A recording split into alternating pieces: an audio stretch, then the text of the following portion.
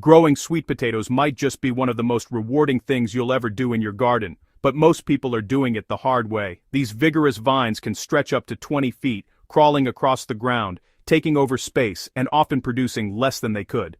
What if you could grow them smarter, not harder? What if you could train those vines upward, save space, improve airflow, and still harvest a basket full of nutrient-rich tubers at the end of the season? In this guide, you cyberdewi banin bam skaper banin struber dodu bars genaden george or barnin id animbang.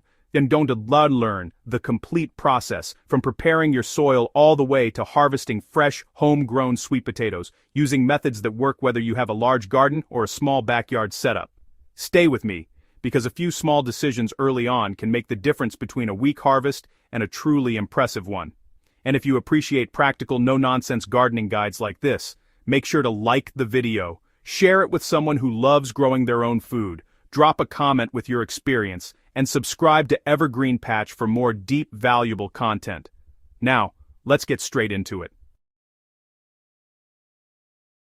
Sweet potatoes thrive in loose, well-drained soil, and getting this part right sets the foundation for everything that follows. Unlike regular potatoes, they don't grow well in compact or waterlogged ground. The goal is to create a light, airy soil structure that allows the tubers to expand easily. Start by loosening the soil at least 12 inches deep, removing stones and breaking up clumps. Mixing in well-rotted compost improves both drainage and nutrient availability. Slightly sandy soil is ideal, but if your soil is heavier, organic matter will make a significant difference.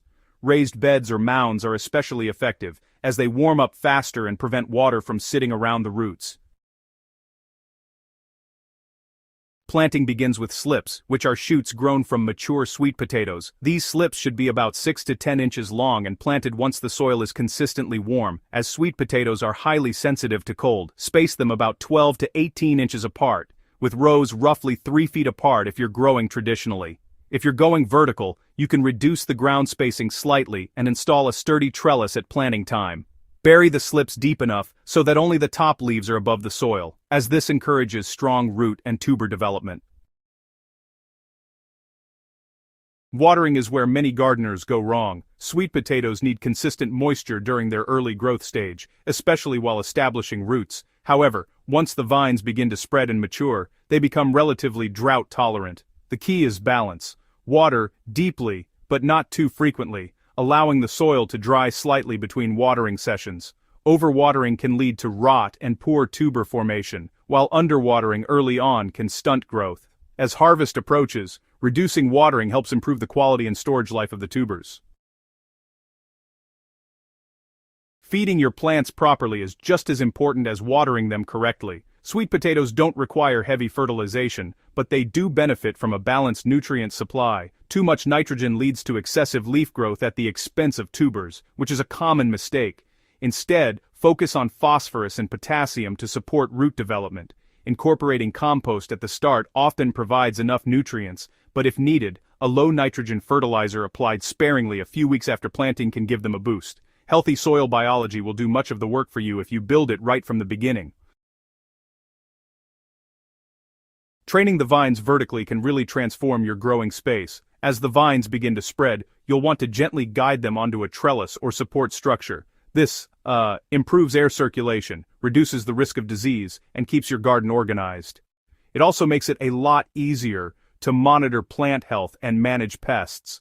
While sweet potatoes naturally want to root wherever the vines touch the ground, lifting them onto a trellis prevents this and directs more energy into the main root system where your harvest develops.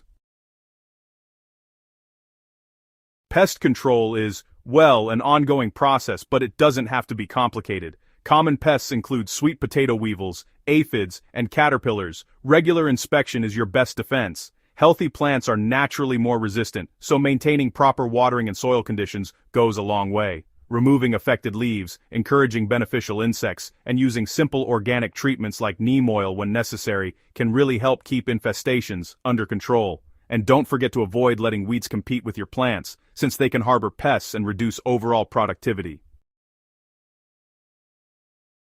Harvesting is where, all your effort pays off, and timing really matters. Sweet potatoes are typically ready between 90 and 120 days after planting, depending on the variety and growing conditions.